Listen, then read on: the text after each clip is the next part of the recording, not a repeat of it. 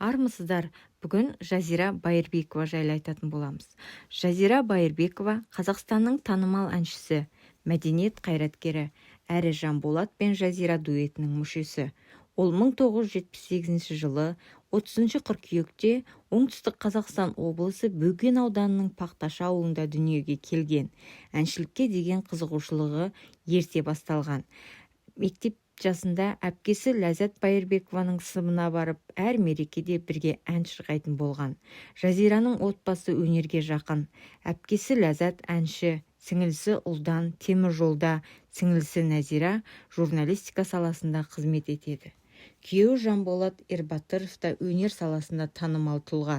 Олар бірге Жанболат пен Жазира дуетін құрып, көптеген концерттер мен жобаларда бірге өнер көрсетеді. Жазираның жеке өмірі де көпшілікке қызықты. Ол тұрмысқа шыққаннан кейін алғашқы жылдары қиындықтарды бастан өткергенін айтты. Күйеуі Жанболат Ербатыров екеуі бір салада жүргендіктен концерттер мен сапарларды ақылдаса отырып шешеді.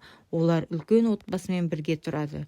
Туыстарымен бірге өмір сүру олардың өмір салтына айналған.